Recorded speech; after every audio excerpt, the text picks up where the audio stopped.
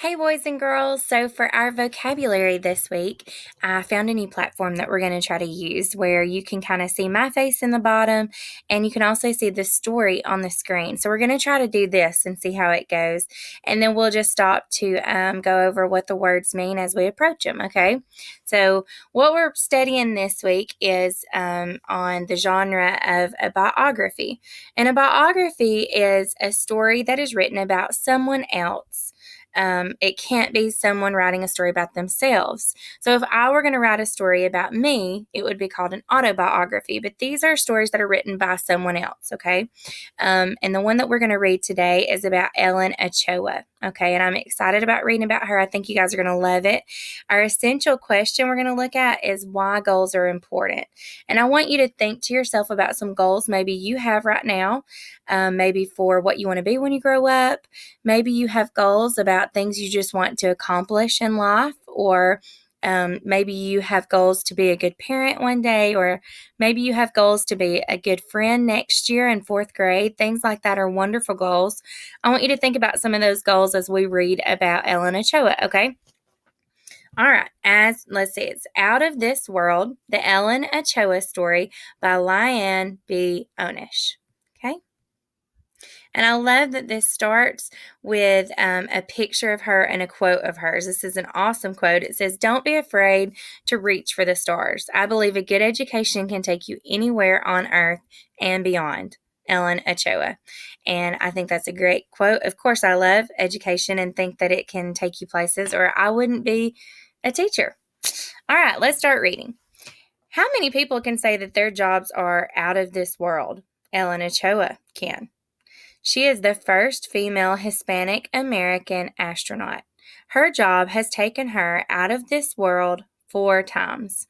Now, when you see out of this world, that's figurative language, okay? And normally it's an exaggeration. It's where somebody would say, "Oh, that was out of this world," and talking about like it was so awesome. But here they're literally saying her job takes her out of this world because she has left planet Earth 4 times. So that's what they're talking about when they look at this in this sense, okay? Reaching for the stars. Ellen Ochoa was born in California in 1958, the same year the space program began. Back then, only men could become astronauts. This was a problem for women who wanted to go into space. Women were not allowed to even apply for the job. Luckily, the space program began accepting women in 1978. Sally Ride, the first female astronaut, went into space in 1983. In fact, it was Sally Ride's mission that gave Ellen Ochoa the idea of becoming an astronaut.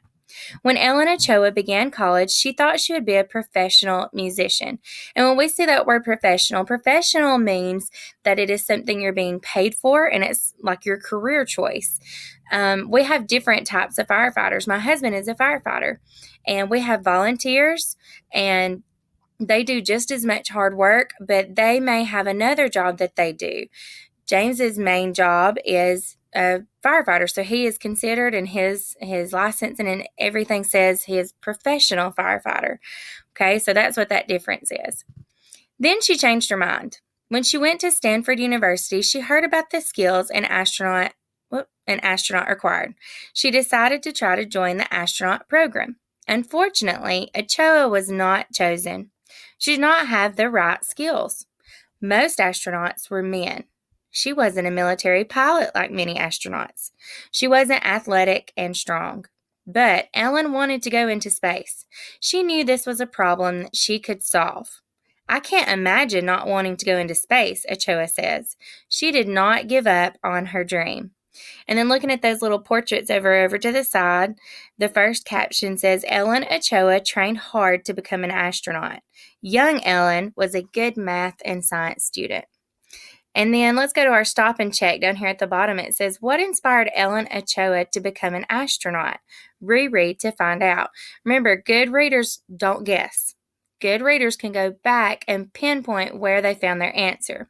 So if we go back up to this first paragraph, at the very bottom it says, in fact, it was Sally Ride's mission that gave Ellen Ochoa the idea of becoming an astronaut.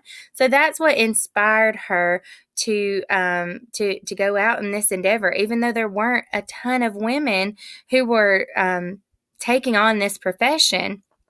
She was inspired by something that Sally Ride had done. Okay, let's go to the next page. At Sanford, Ochoa studied subjects related to space. She did research for several inventions that helped solve problems in space. One of her inventions helped guide robotic arms for work in space. Robotic arms look like human arms. They have parts that move like a shoulder, an elbow, and a wrist. They do jobs that are too hard or dangerous for people. So, because of her research, and when we look at the word research, that means because of her studies and experiments, because of what she did, these inventions were able to take the place of people having to go outside of spacecrafts and do things that could be dangerous or just too hard for people to do. Many tasks in outer space require astronauts to use robotic arms. Ochoa's experience with robotic arms helped her get into the astronaut program in 1991. And look up here at the top right picture. It says Ochoa controlled the space shuttle's robotic arm, and see how she's safe inside. She's either inside an aircraft or inside the space office or something, but she is not in harm's way right there. And then down here we see one of Ochoa's inventions helps to guide robotic arms. Okay. Training in space. Before she could join the space program and be an astronaut, Ochoa had one more problem to solve. She had to get herself ready, and it was not an easy task.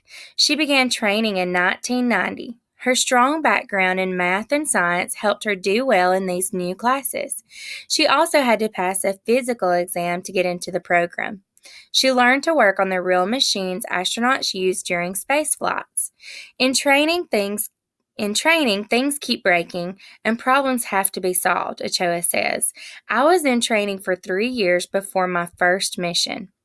During training, astronauts work on machines that get them used to working in space. One machine creates weightlessness, conditions that astronauts feel in space. I want us to look at that word weightlessness really quick, okay? Now, if you look at your root words and take off that, we have a suffix at the end, that N-E-S-S, we have weightless. And again, if you think about being weightless, then you don't have that gravitational pull pulling you down, okay? So we know that most astronauts experience weightless, where they're kind of floating in the air and they can do flips and all this. And so that's what they're talking about right here. When we dive in and look at that root word, you can kind of tell that is what they were studying, where they're kind of floating and don't have that gravitational pull pulling them towards Earth anymore. Weightlessness is the fun part of the mission, Ochoa says. I guess the closest thing would be swimming or scuba diving. What is odd is that weightlessness seems more natural. And then at the caption at the top says, astronauts are trained to get used to the feeling of weightlessness. And then down at the bottom for reread, it said, how did Ellen Ochoa train to be an astronaut? We just saw how she had to train for the weightlessness when she was going into the space program. It says during training in the, 3rd paragraph, it says during training, astronauts would work on machines that get them used to working in space.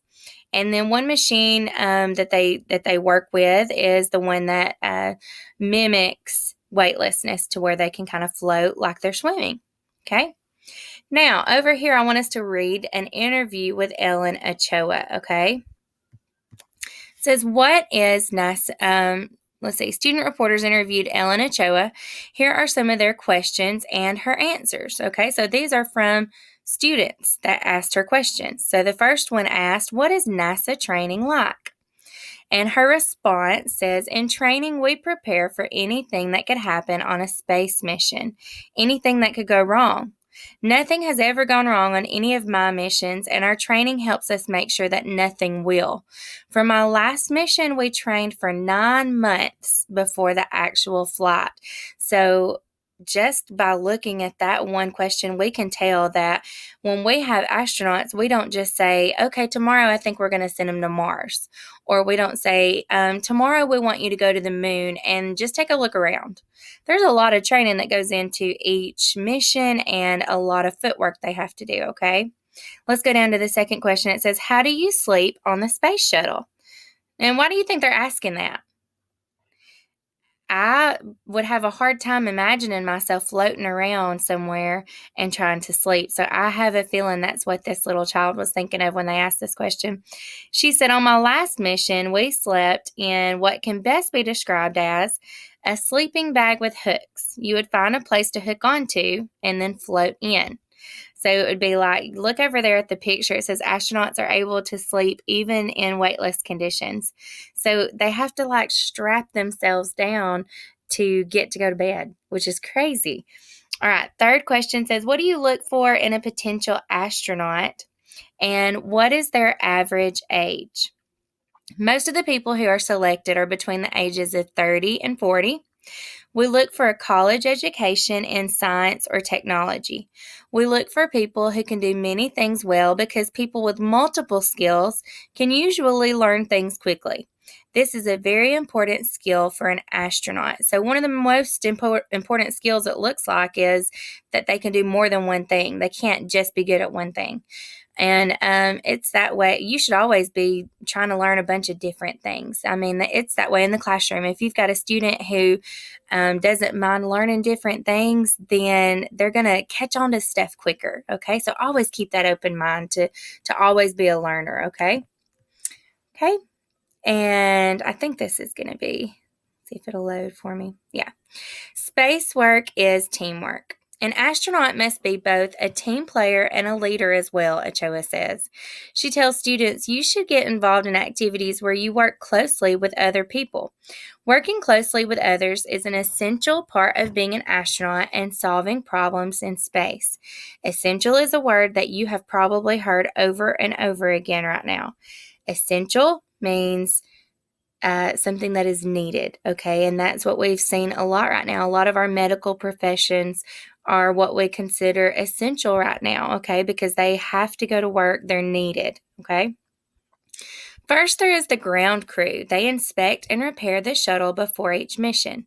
Next, mission control workers guide the astronauts through each moment of a mission and debrief them on procedures. They are responsible for knowing how equipment is working and how the astronauts are feeling. And down at the bottom, it says the crew on a space shuttle must work together to get their jobs done. Okay. Next page. During a space flight, the teamwork continues. Ochoa and the other astronauts work together to meet the goals of their mission. A space flight crew is like a sports team. The commander of the shuttle is like the team captain. He or she makes the crucial decisions that have serious effects on a mission. So when we think of serious, think about the most important effects, okay? Or really, like if somebody is serious, it means they're not taking anything they're not trying to be funny, they're not being silly. So if there are serious decisions to be made, then it's probably ones that could probably affect the people on the spaceship, like that they could hurt them if they made the wrong choice, okay? On her first mission in 1993, Ellen Ochoa was a mission specialist, okay? It means it's something that she studied closely. It's something that she was, this is what her main focus was. Mission specialists are scientists who do experiments. Ochoa used a robotic arm to send and get back a satellite that collected information about the sun. So that was her special mission, okay? Then in 1994, Ochoa was the payload commander on her second mission. The payload might be supplies or equipment such as the robotic arm. She did satellite studies of the sun's effect on Earth's climate or weather. Okay. Sorry, it takes a second for it to load. Space jobs. In 1999, Ochoa was a mission specialist again on a space flight. During this flight, she and the crew delivered supplies to the International Space Station. She also walked in space for the first time during this mission. Finally, in 2002, Ochoa took her last space flight. Again, she worked on the International Space Station. She used the robotic arm to deliver supplies and help build new parts of the space station. Between missions, Ochoa continued working. She worked with astronauts and ground crew to prepare for other space missions. And the caption says, astronauts have to work closely together in tight spaces. Okay?